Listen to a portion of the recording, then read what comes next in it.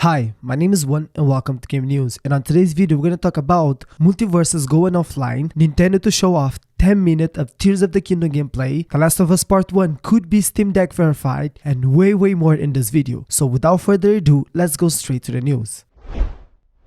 MultiVersus is going offline. So guys, the game is going offline on June 25 and won't be back until 2024. This decision has taken many players by surprise and has caused a lot of controversy. But don't worry, I will provide you with all the information you need to know about this and how it will impact players. So guys, MultiVersus, the platform fighter game developed by Players First, is going offline on June 25 and won't be back until 2024. So this news has caused a lot of shock to many players who were not expecting the game to be taken offline for such a long period of time. So the game was in its open beta stage and the decision to pull the plug has left many fans disappointed. Players have been complaining for months about the lack of new content in the game, and this decision has only fueled their frustration. So many players who spend money on microtransactions are now calling for refunds. But Players First Game has stated that it will not be changing his refunds policy in light of this news. MultiVersus game director Tony Wind thanked players for the support during the open beta and acknowledged the criticism the game received in its second season. He stated that the extended period of time offline is necessary for the developers to focus on adding more content, improving netcode, and matchmaking. While the game will be offline for more than half a year, players will still be able to play in local multiplayer matches and use the training area with their characters. However, all online features will be unavailable, including microtransactions. In fact, as of April 4, all updates will cease and in-game currency won't be available for purchase. The game will also be removed from storefronts on this date, meaning anyone who wants to play offline will need to pick it up before then. So unfortunately, MultiVersus is going offline. I don't know what did go wrong with this game, because I genuinely thought that this game had so much potential and I genuinely thought that this game would last for way more time. I mean, they said that the game is gonna come back in 2024, but we are not sure, because I do think that you can keep your game online while you're,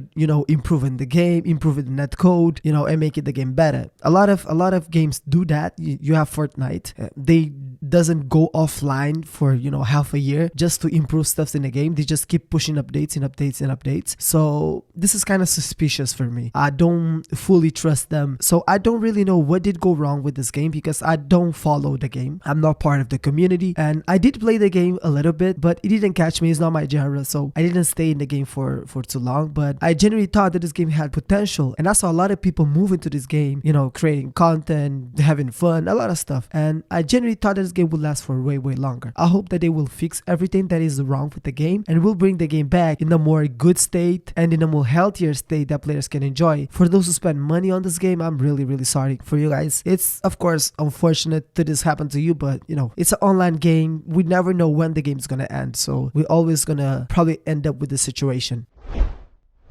Nintendo will show off 10 minutes of Tears of the Kingdom gameplay. So guys, Tears of the Kingdom is said to be Nintendo's biggest launch of 2023, and the hype is real. With just over a month until the game's release, Nintendo is teasing us with a special presentation of 10 minutes of exclusive gameplay footage. Legends of Zelda producer Eiji Aonuma will be our guide as we explore the world of Hyrule and discover new secrets that have been kept hidden until now. So Nintendo has been teasing us with trailers and sneak peeks, but today's gameplay footage will be the most comprehensive and revealing look yet. We will get a glimpse of how the game will shape and alter Hyrule and see how the game's innovative gameplay mechanics will work. So a lot of people have been eagerly anticipating the release of Tears of the Kingdom, and today's presentation is sure to increase the hype even more. So tune in on Nintendo YouTube channel 7 AM PT and have fun.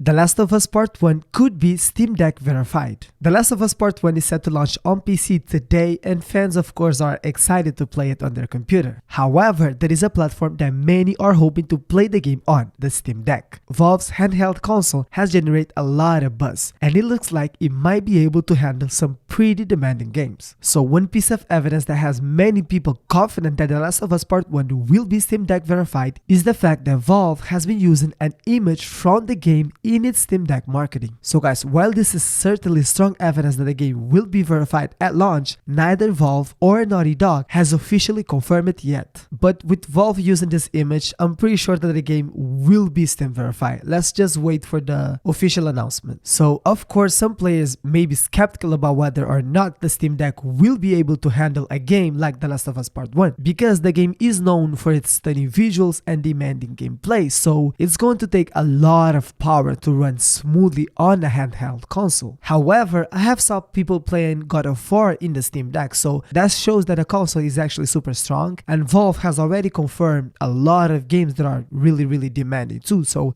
it is possible that they will manage to optimize the console to handle even more demanding games like The Last of Us Part 1. Resident Evil 4 Mercenaries Datamine reveals character models. So thanks to a Datamine leak, we now have some insights into what we can expect from the free DLC. So guys, the leak suggests that Luis will be playable in the new mode, joining the likes of Leon, Ada, Wesker, Jack, and Hank. The Datamine also revealed different outfits for Leon and Ada, with Leon's pinstripe suit and Ada's iconic red dress. However, it's not just the mercenary mode that has been teased in this leak. So guys, the same source had previously suggested that the Separate Ways mode could be added to the game in the future. I made a video about this, the link is in the card. While this hasn't been confirmed, the Datamine reveals that Capcom may be planning to give the mode the full remake treatment after launch. So guys, keep it talking about Resident Evil 4 Remake. The game just outsell the original game. So Resident Evil 4 Remake has been making headlines since its release on March 23, 2023. According to Steam charts, the game surpassed the current player count of Resident Evil Village, which was released in 2021. Additionally, the game has more than double the numbers of peak players for the Resident Evil Village 2 remake and triple of the Resident Evil 3 remake. And the success of Resident Evil 4 Remake isn't just limited to the digital sales either. The UK sales charts, courtesy of GameIndustry.biz, show that the game is at the top of the list, outselling the original 2005 GameCube release by 29%. This makes Resident Evil 4 the first remake in the series to surpass the sales of the original game. Ubisoft won't be at E3 this year. So guys, Ubisoft has officially pulled out of E3, with a spokesperson stating that the company is planning to move on in different directions. Instead, Ubisoft will hold its own Ubisoft Forward event on June 12 in Los Angeles. This event will likely feature updates on several games in development, including Assassin's Creed Mirage and Avatar Frontiers of Pandora. So another company pulling themselves out of E3. And guys, as I said before, this is gonna happen a lot now because E3 doesn't make sense anymore. I know this is hard to hear, and this is actually hard for me to say because I love E3, I love the live events, but unfortunately for the companies, it's not worth it because you are paying to have a stand, to have VC there, to have people there. I mean, it's a lot of money. You don't need to do that now because you can just open a live stream and show everything that you have to show. E3 is not financially viable anymore because all these games company have their own platform now. They have their own events. So unfortunately, I have to say this, E3 is probably gonna die. Yeah, I know that's really hard. And I can't believe I'm saying this because it's one of the events that I really like. But unfortunately, E3 is not gonna be able to stay alive with all these companies pulling out of the event. So guys, this is all for me for now. Thank you so much for watching the video. Don't forget to leave a like, subscribe to the channel, hit the bell, and of course, peace.